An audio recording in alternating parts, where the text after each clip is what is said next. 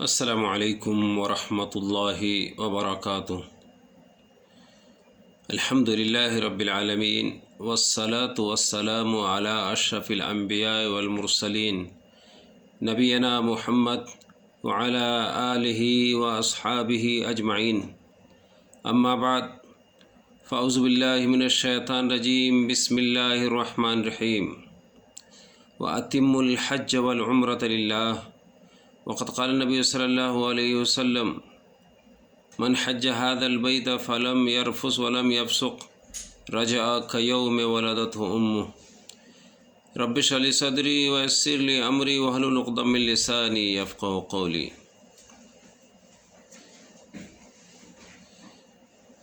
میرے پیارے درشکوں اور اسلامی بھائیوں، آج میں جن وشے میں بات کرنا چاہتا ہوں وہ ہے ممنوعات الاحرام اور طواف اور سعی کرنے کا طریقہ۔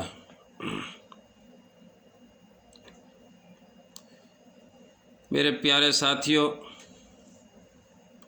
اس سے پہلے میں بیان کر چکا ہوں کہ حج کی کتنی قسمیں ہیں اور اس کے احرام باندھنے کا طریقہ کیا ہے۔ پھر بھی میں سنکشپت میں بیان کرتا ہوں کہ حج 3 پرکار کے ہیں: حج تمتع، حج قران، حج افراد۔ حج تمتع کا احرام باندھنے کا طریقہ یہ ہے کہ وہ میقات سے عمرے کا نیت کرے گا کہ لبیک عمرہ متمتعا بہا الی الحج، کہ میں عمرے کے لیے لبیک کہتا ہوں اور حج کا ارادہ رکھتا ہوں۔ اور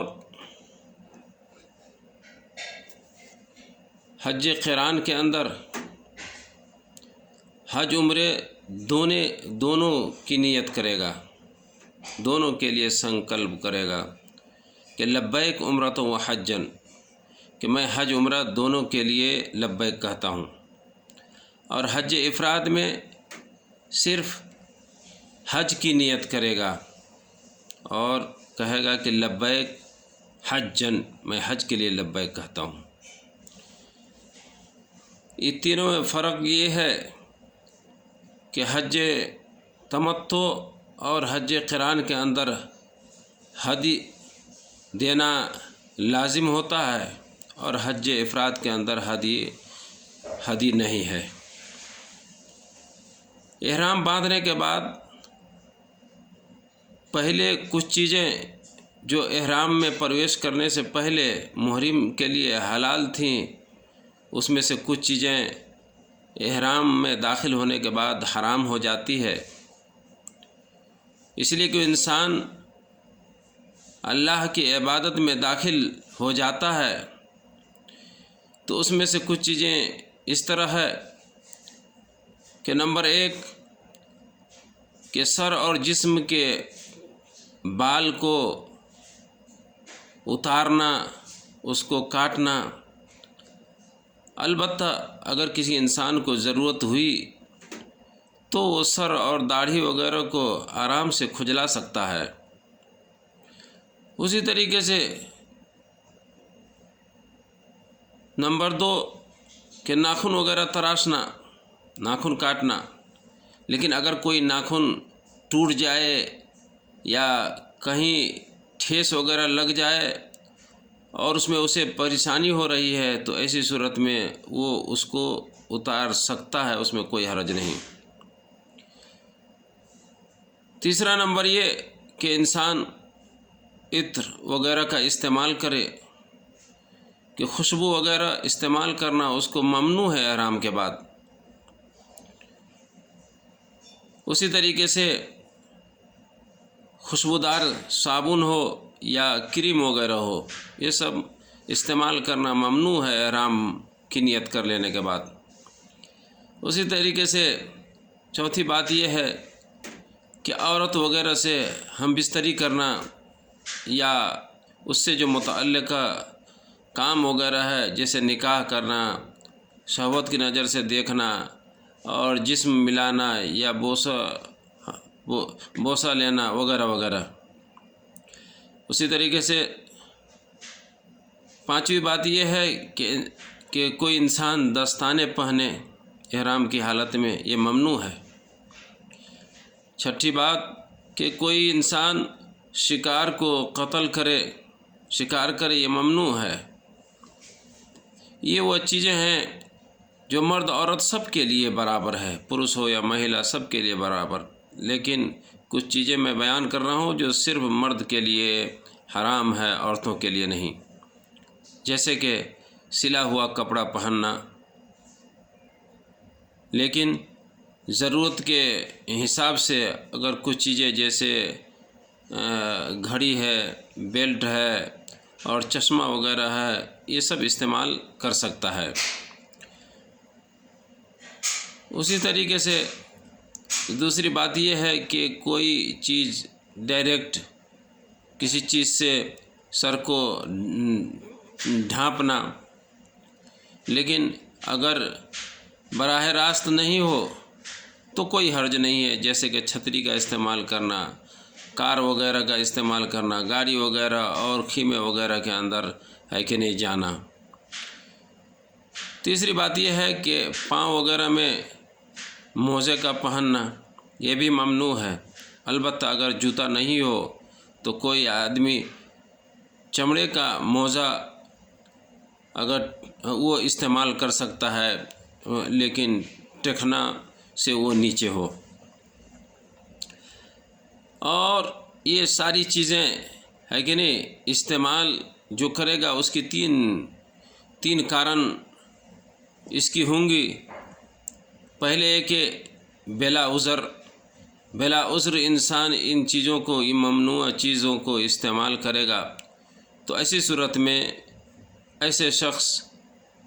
شخص وہ گناہگار ہوگا اور اسے اس غلطی پر فدیہ بھی دینا پڑے گا۔ دوسری چیز یہ ہے کہ وہ ضرورت کے تحت وہ استعمال کرے، اگر ضرورت کے تحت استعمال کیا اس پر تو گناہ نہیں، لیکن فدیہ تو ضرور دینا پڑے گا۔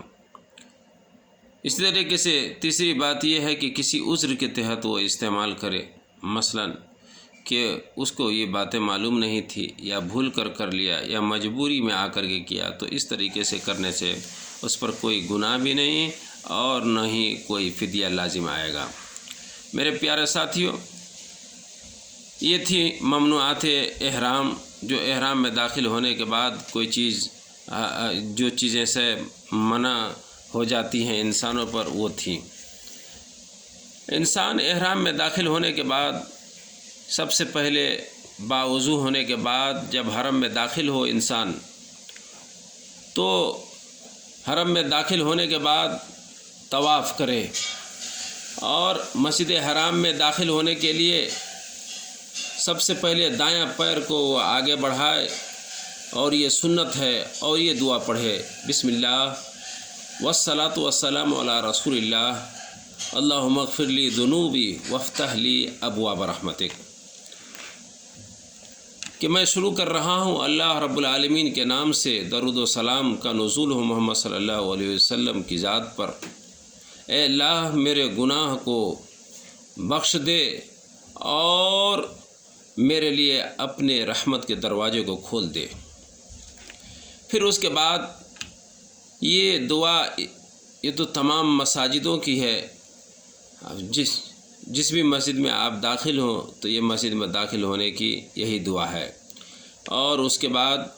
وضو کی حالت میں انسان اللہ رب العالمین کے گھر کا طواف کرے،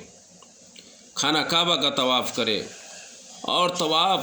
اللہ رب العالمین کی عبادت کی خاطر خانہ کعبہ کے ارد گرد 7 چکر لگانے کا نام طواف ہے، جو حجر اسود سے شروع ہوتا ہے اور اسی پر مکمل ہوتا ہے۔ انسان خانہ کعبہ کو اپنے بائیں طرف رکھے اور باوضو ہو کر کے طواف کرے، اور باوضو ہو کر طواف کرنا یہ واجب ہے۔ اور طواف کرنے کا طریقہ کچھ اس طریقے سے ہے کہ حجر اسود کے پاس جا کر کے انسان حجر اسود کو بوسہ لے، اور اگر یہ امکان نہیں ہے تو اسے چھوئے اور چھو کر کے اپنے ہاتھ کا بوسہ لے، اور اگر ایسا بھی ممکن نہیں ہے ازدحام کی وجہ سے، بھیڑ کی وجہ سے، تو صرف ہاتھ سے حجر اسود کو اشارہ کرے اور بسم اللہ اللہ اکبر کہے، اور ایسی صورت میں ہاتھ کو نہیں چومے اور خانہ کعبہ کو بائیں طرف رکھ کر کے طواف شروع کرے، اور طواف کے اندر جو طبیعت ہو دعا مانگے، جو من چاہے دعا مانگے، اور جہاں تک ہو سکے اپنے لیے، خویش و اقارب کے لیے، اور پورے دنیا کے مسلمانوں کے لیے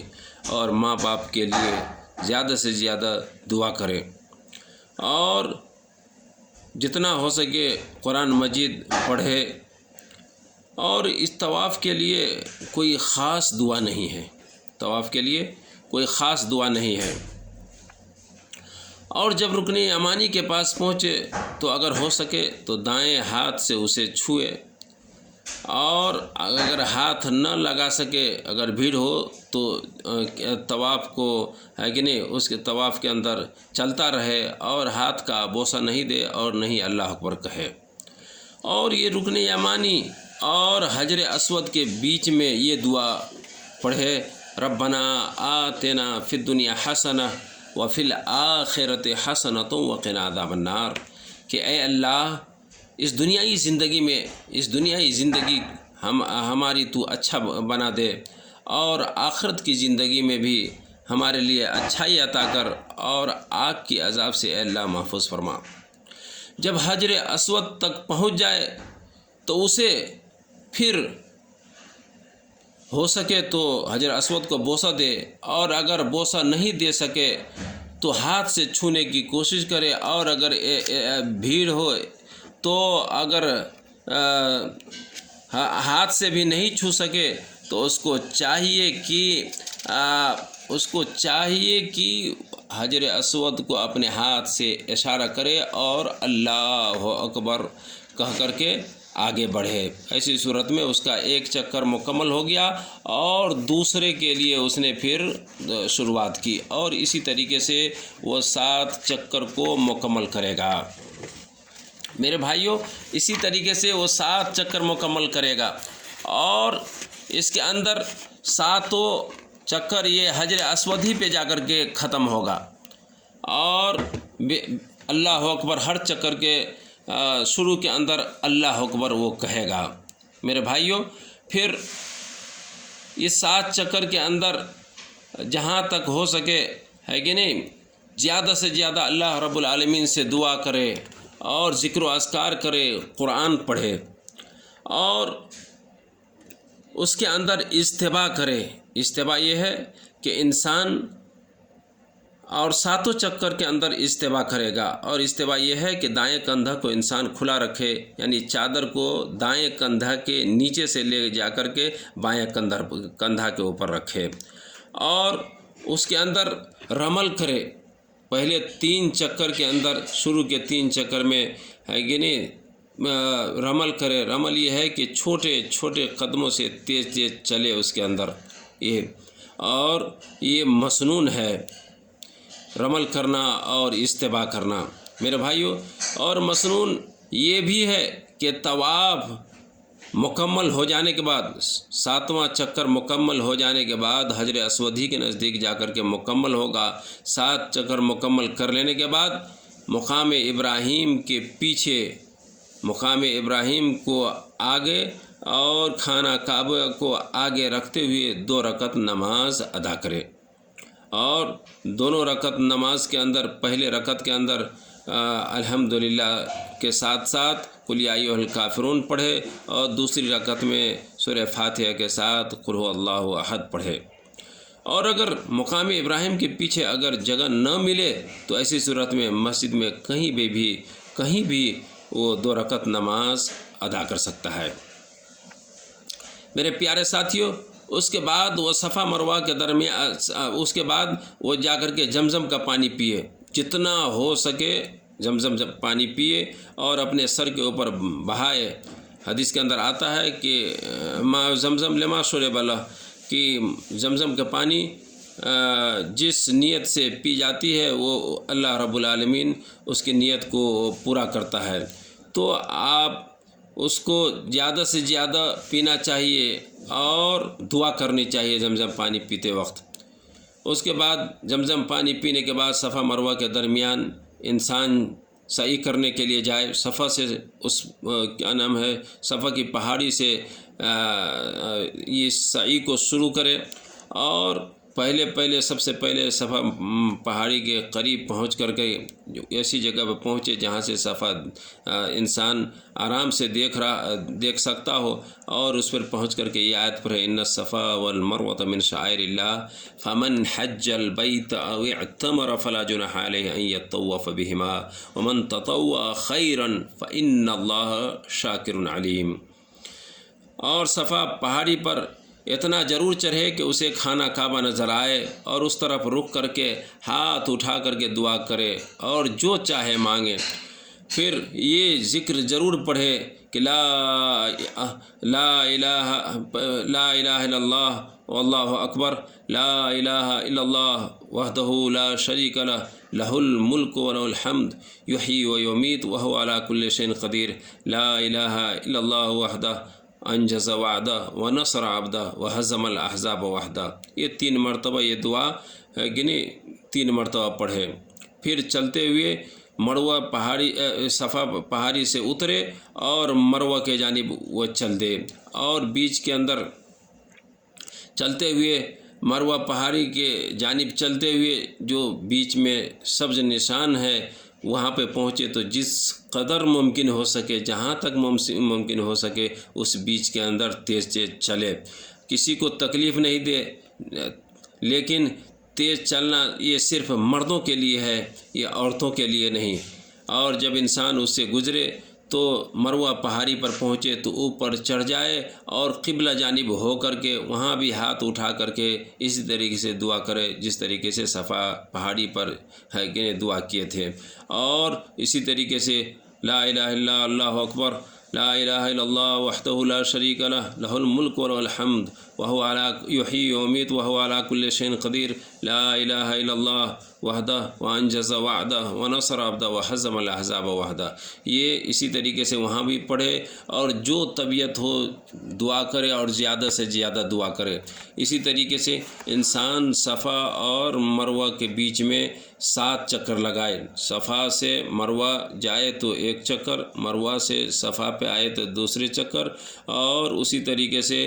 ہے کہ نہیں پھر صفا سے مروہ پہ جائے تو یہ تیسری مرتبہ، اسی طریقے سے وہ مروہ کے اوپر 7واں ہے کہ نہیں 7واں چکر اس کا مکمل ہوگا۔ تو اس طریقے سے وہ صحیح ہے کہ نہیں اس کا صفا سے لے کر کے مروہ پہ جا کر کے اس کا یہ چکر ختم ہوگا، اور جتنا چاہے اس بیچ کے اندر دعا کرے، جتنا چاہے وہ جو چاہے دعا کرے ہے کہ نہیں، اور اللہ رب العالمین سے مانگے۔ لیکن کوئی خاص دعا اس کے لیے ہے کہ نہیں کیا نام ہے صحیح کے لیے کوئی خاص دعا نہیں ہے۔ میرے بھائیوں، اس کے بعد انسان کو اگر وہ حج تمتع کر رہا ہے اور تو ان کو چاہیے کہ اپنے بال کو چھوٹا کروا لے، اپنے بال کو چھوٹا کروا لے۔ اور جو لوگ حج قران میں یا حج افراد کی نیت کیے ہوئے ہیں تو ایسی صورت میں اس احرام کے اوپر اسی کے اوپر وہ رہے گا، اور یہاں تک کہ وہ اپنے حج کو مکمل کرے گا۔ یہی 2-4 باتیں تھیں مختصر۔ اللہ تعالیٰ سے دعا ہے کہ ہم تمام مسلمانوں کو ہے کہ نہیں حج کے بارے میں جانکاری پراپت کرنے کی توفیق عطا فرما اللہ رب العالمین سے، اور دعا یہ ہے کہ ہم سب کو حج کی توفیق عطا فرمائے۔ آمین وآخر دعوانا الحمدللہ رب العالمین۔